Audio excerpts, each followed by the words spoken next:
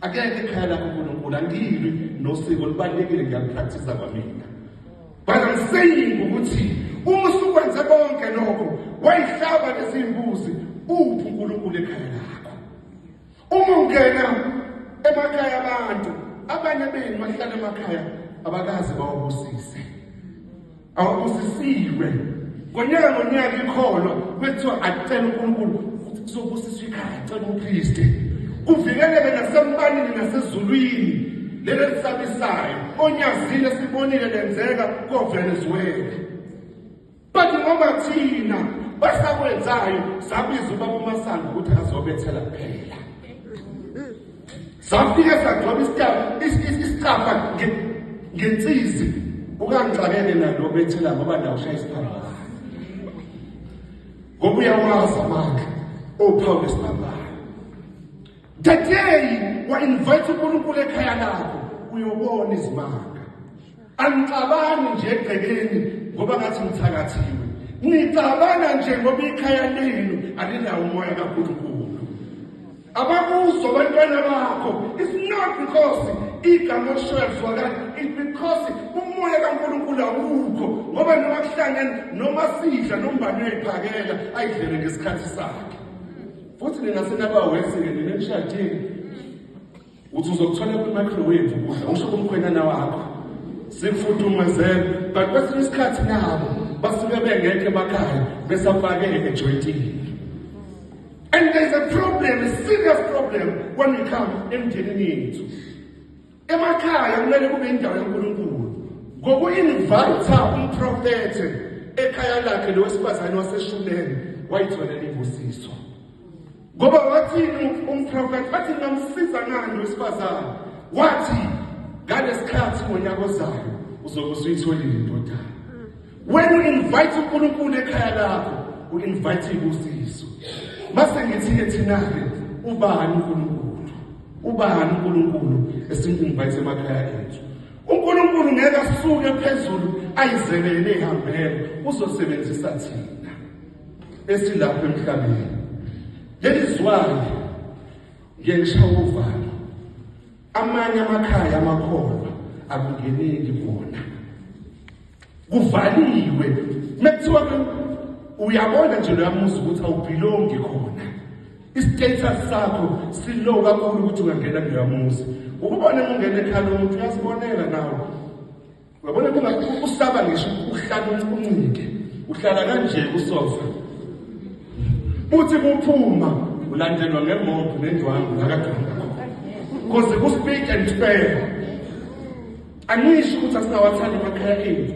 But amanye amakhaya ethu they are not a place la ungangena khona. That is why sometimes nakhulunywa ngey'ngane nakhulunywa ngama-cells mekuthiwa kunamamisa noma kuney'nkonzo. Sometimes amanye amakhaya niyawakhetha niwahambayo. Because niyazi ukuthi kuleliyana kuhlala abanenhliziyo enkulu.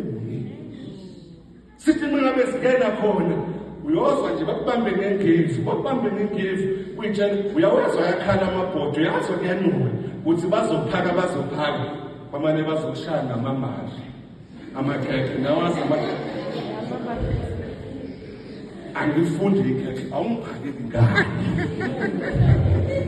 sibamba sithi sokubona amaswaka once ungaphuma then sekuyaphaka.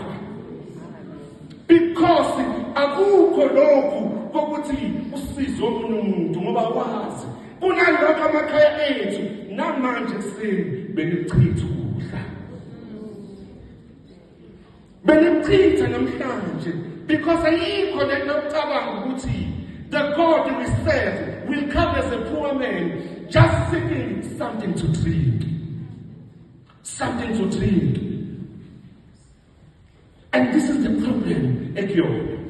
Nike babone labantu laba abahlala laba esikubiza ngamaphara ababhemonya uphi. Nalaba abahluka yasithi ababhanqa ndawonye. Ukuthi noma ngabe kade uphuma ezewindini lakho ethi ucela something ube nalenkinga yokuthi ngizomnikana. Abanye benu abanye bathi ngimnike lutho ngoba uzohamba wayibhema ngithi sisho njalo. Mina ngike ngishaye leyo nto. I would rather yena ngibe isilima kuyena. Ngoba umbuzo engiyibuza bona ukuthi mengingamsizi namhlanje ngiyowazi ngani mase kuwena Nkosi yami. Ngiyowazi ngani mase kuwena. Ngoba bathi abantu abayazi indlela yezulwini. Indlela yezulwini sayinikwa ibhaliwe evangelini kaLuka. Ngesikhathi ngilambile wangiphakela. Ngomile wangiphuzisa. Ngigule esibhedlela wangivakashela. Ngisetsholongweni wangivizitha. That is the way to go to heaven. Ukuthi when I was blessed, that is why no ungene lapha esontweni. What do you do first? Uqoboza lapha abantu wena basaqoboza abantu ukuthi benzani. When uqoboza uchitha kathathu phansi masushaya isiphambano, because you are saying even the dead bakini abomile bese sihlanzweni they must drink. But you don't understand zonke lezi zinto nje sizabayise. Sona namhlanje ibalulekile lemfihlo ukuthi akubheke ikhaya lakho. Ubuke ukuthi liyakwazi ukufaka uNkulunkulu. Liyazamukela yena masithethi. Asinamona. Ingakho ke musibona singangena ekhaya lakho. Not because sinomona, because siyakwazi ukukhuni kanjani. Asidingi plan sikubona ngisho la esontweni ukuthi ukukhuni kanjani before sifike kwakho. Kubalulekile lokho bazalwane. Okwesibili sifana namhlanje uJesu uthi sometimes in life kumele ulahlekelwe ukuze uzuze. Kuthiwa into obuyithanda iyekele ihambe beke yakhiwe ukuya. Kwakubuhlungu sihlukene nabangane abathize, kodwa namhlanje siyabona ukuthi sibambezela kanjani. Inkinga yethu asibe sibambelela. Ngiye ngithi sibonele ngithi uma ungavula indlu kukhona inja ukhipha iqatha uyinonusele inja. Masuqede uvala umnyango. Mase uyovula omunye umnyango ekhoneni. But inja ngeke izithi izobe bihlalela ibone khona uphethe iqatha. Clinging on to that door la ibone khona yethu usuvulile omunye umnyango walibeka iqatha phansi. And this is what happens with many of us. Sibambile nasenhlizweni zethu kunabantu sakhabana nabo ngo-1990 namanje nakabatholile. Nithi niyozenife ngoba wangilimaza sonke silimele, but it is in letting go that we become free. Uma ungathethelwa enhlizweni yakho, umuntu onenhliziyo embi akabe mubi ngisho ebusweni. To have a good heart even makes you presentable and uthandwa abantu. But because inhliziyo yakho ibambile, you stay so long.